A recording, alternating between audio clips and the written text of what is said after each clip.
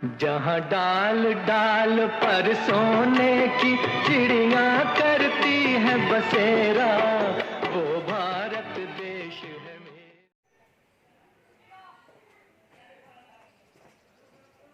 नमस्कार मित्रों, वरुण आइडमैथ्स में आप लोगों का स्वागत है।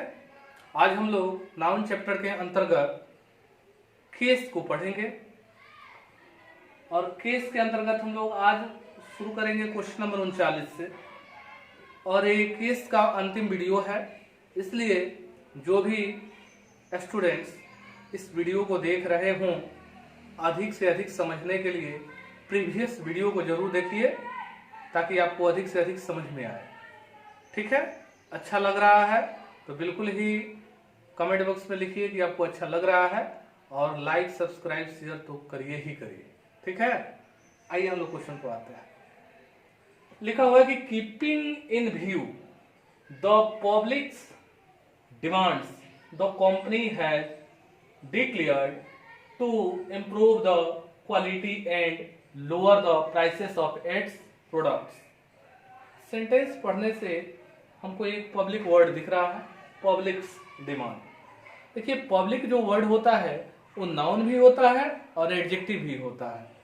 ठीक है, तो ऑलरेडी जब एडजेक्टिव हो के रूप में इसका प्रयोग करेंगे तो एपोस्ट्रोफी इसका प्रयोग करने की कोई जरूरत नहीं है, यानी ये फिजूल की चीज है।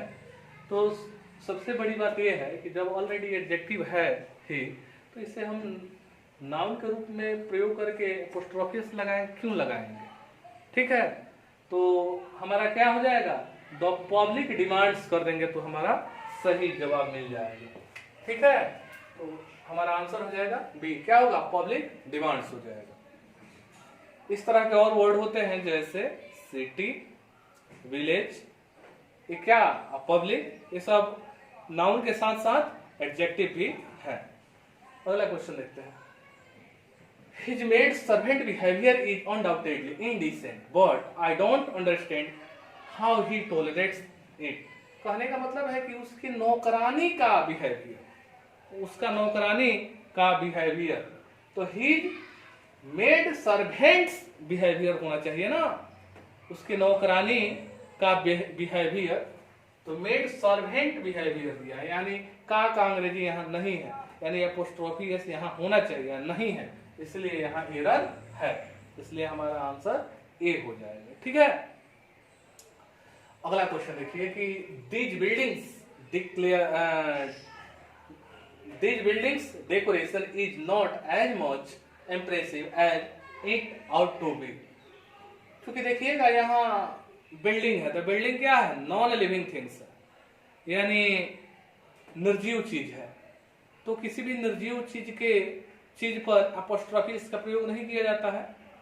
हाँ, कुछ एक्सेप्शन है, वो अलग बात है, लेकिन किसी भी निर्जीव चीज पर अपोस्ट्रोफी इसका प्रयोग नहीं किया जाता है। यहाँ किस पर प्रयोग किया गया है, बिल्डिंग पर, इसलिए ये गलत है। फिर आपके दिमाग में आएगा कि अगर इसका सही रूप क्या होगा, तो हम लोग ऑफ लगा के बना सकते हैं कि the decoration of this buildings, तो सही हो जाए। अगला क्वेश्चन देखते हैं।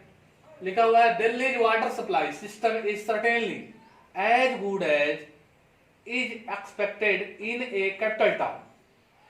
Delhi water supply system is certainly, माने दिल्ली का वाटर सप्लाई सिस्टम जो है निश्चित तौर पर उतना अच्छा जरूर है जितना अच्छा कैपिटल टाउन में होना चाहिए। ठीक है, तो बिल्कुल ये सही है, क्योंकि किसी भी शहर के नाम चाहे राज्य के नाम पर एपोस्ट्रोफी इसका प्रयोग किया जाता है, तो इसलिए ये हमारा सही है।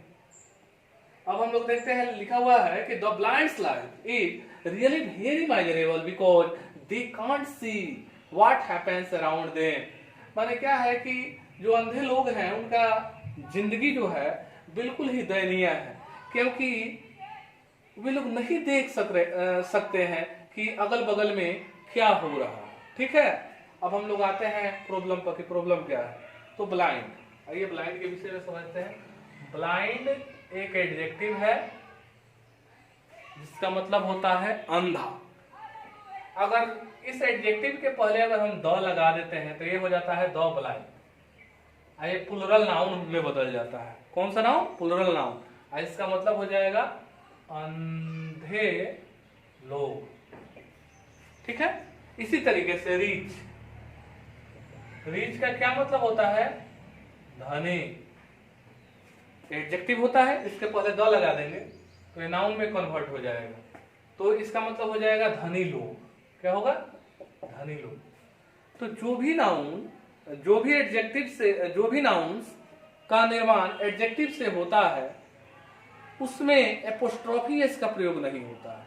देखिए तो यहाँ लिखा है दिस नहीं, यहाँ लिखा है कि द ब्लाइंड्स लाइफ, यानी ब्लाइंड्स लाइफ, यानी क्या होना चाहिए? द ब्लाइंड के बाद एपोस्ट्रोफी एस का प्रयोग नहीं होना चाहिए, इसलिए हमारा एरर यही है। तो याद रखेंगे कि जो भी एडजेक्टिव से नाउन बने होते हैं उस पर एपोस्ट्रोफी एस का प्रयोग नहीं होता है। चलिए ठीक है। 44 नंबर क्वेश्चन देखते हैं कि he did not know even the name of the scientist who discovered the laws of the earth gravitational force। देखिए यहां से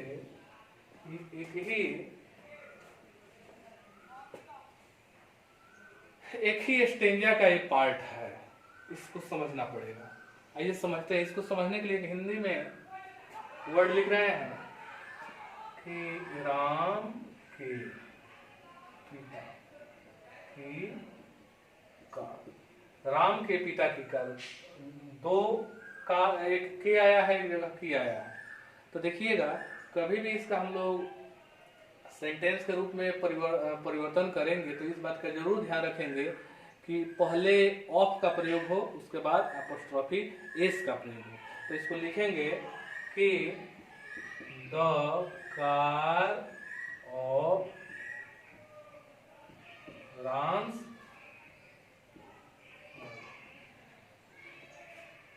the car of Ram's father. ठीक है। तो ये हमारा सही जवाब, पहले ऑफ आ गया तब एपोस्ट्रोफी एस आ गया। उसी तरीके से यहां पर देखिए सेंटेंस में लिखा है the laws of the earth gravitational force, यानी पृथ्वी के गुरुत्वाकर्षण बल के नियम। तो the law of the earth, यानी अर्थ में क्या होना चाहिए? एपोस्ट्रोफी एस, और उसमें नहीं है, तो यही तो एरर है। बातें क्लियर हो गई होगी। तो इस तरीके से हमारा आंसर हो जाएगा डी। अब ये 45 नंबर क्वेश्चन समझते हैं। लिखा हुआ है कि this blade's edge is sharper than any other blades said the sales representative of the company. देखिए नियम ये कहता है कि ये blades edge a razor's edge, a needle's point, a board's length, इसका प्रयोग होता है, इस पर एपोस्ट्रोफी एस होता है। ठीक है। तो यहाँ देखिएगा लिखा है दिस ब्लेड्स एज, तो एपोस्ट्रोफी एस का प्रयोग है। ठीक, यहाँ भी ब्लेड्स पर है। ठीक है। इसका मतलब है कि इसमें नो एरर है, कोई एरर नहीं है।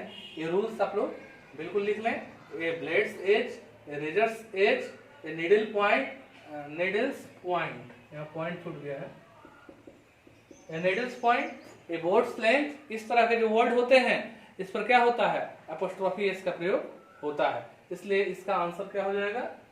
No error. चलिए ठीक है। अगला क्वेश्चन देखते हैं। Many of the questions given in this question paper are so difficult that many of the students may fail. Many of the questions given, तो देखिएगा यहाँ लिखा हुआ है क्वेश्चंस प्लूरल रूप है, लेकिन यहाँ एपोस्ट्रोफी एस की कोई जरूरत नहीं है, यहाँ फिजूल में एपोस्ट्रोफी एस लगा हुआ है। तो many of the question given, इसका मतलब होता है बहुत सारे ऐसे क्वेश्चन है जो दिए गए हैं क्वेश्चन पेपर में, वो बहुत कठिन है, इसलिए क्या बहुत से लड़के क्या हुए? फेल हो गए। मतलब यही है। तो many of the questions given, यहाँ एपोस्ट्रोफी का कोई जरूरत नहीं, इसलिए उसको डिलीट अगर कर देते हैं तो सही हो जाएगा। इसलिए हमारा आंसर ए होगा। और ये अंतिम क्वेश्चन है जिसको देखेंगे कि the president of India constitutional power is limitless but it is the PM who is ended powerful. ठीक है, the president of India constitutional power. देखिए यहां से यहां तक एक पार्ट हुआ सेंटेंस के, तो आपको क्या बताया गया है कि एक पार्ट में ऑफ होना चाहिए और एक पार्ट में एपोस्ट्रोफी एस होना चाहिए। यहाँ देखेंगे द प्रेसिडेंट ऑफ इंडिया माने भारत के राष्ट्रपति के संवैधानिक पावर, तो यहाँ के का अंग्रेजी होना चाहिए ना, तो इंडिया पर एपोस्ट्रोफी एस लगा देंगे तो के अंग्रेजी यहाँ आ जाएगा, इसलिए हमारा आंसर क्या हो जाएगा ए। तो एक जगह ऑफ का प्रयोग हो जाएगा, एक जगह क्या हो जाएगा एपोस्ट्रोफी एस का प्रयोग हो जाएगा। ठीक है, चलिए उम्मीद करते हैं कि आप लोग समझे होंगे और बिल्कुल ही अच्छा लगा तो कमेंट्स में लिखिए ताकि हम भी जान सकें कि मेरी मेहनत कितनी सार्थक हो रही है। हमें भी जिज्ञासा है कि आप लोगों से हम भी इस बात को जानें। और इसी के साथ आज की क्लास यही संपन्न होती है और नाउन के अंतर्गत जो केस चैप्टर चल रहा था इसका भी आज चैप्टर का आज समापन हो गया। इसके बाद नए चैप्टर के साथ आएंगे और बिल्कुल ही आप लोग देखिए, खूब देखिए, रूल्स रेगुलेशन जो बताया जा रहा है उसको नोटबुक में जरूर लिखिए। और सबसे बड़ी बात यह है कि आप वीडियो को एक बार नहीं कई बार चला कर देख सकते हैं, क्योंकि मैं ऑनलाइन प्लेटफॉर्म पर हूँ, इसलिए वीडियो को जरूर 2 बार तो जरूर देखिए। ठीक है, क्योंकि आपको देखने से सारे रूल्स याद हो जाएंगे। अब मैं तो ये कहता हूँ कि कोई भी एग्जामिनेशन देने जाइए तो बिल्कुल ही मेरी वीडियो को पूरा देख लीजिए। अगर पूरा आप वीडियो देख लेते हैं, क्योंकि सारा चैप्टर वाइज अपलोडेड है, तो मुझे लगता है कि करेंट अफेयर्स बोल रहे हैं और जितने कॉमन एरर है, कॉमन एरर के प्रश्न में आप कभी नहीं फंसेंगे। और जैसे मैं इस चैप्टर को पढ़ा लूंगा, कॉमन एरर को पढ़ा लूंगा, तो उसके बाद वर्ड पर फोकस किया जाएगा और वर्ड को आसानी से कैसे याद किया जाए इसके तरीके बताएंगे। ठीक है, तो बिल्कुल ही धीरे धीरे आप लोग सीखना प्रारंभ कीजिए। जो नए विद्यार्थी हैं वे भी सीखें और जो लोग ऑलरेडी कहीं पढ़ चुके हैं वे लोग भी वीडियो को देखें, तो उनको बातें और ज़्यादा समझ में आएंगी। और जो भी नए बच्चे हैं वे भी वीडियो शुरू से देखें, आप लोगों को भी समझ में आएगा, इसमें कोई दो राय नहीं है। आप देखेंगे वीडियो तो खुद ही आपको मालूम चलेगा कि कितना समझ में आ रहा है। चलिए इसी के साथ आज की मुलाकात बस इतनी, फिर अगले एपिसोड में मिलते हैं। नमस्कार।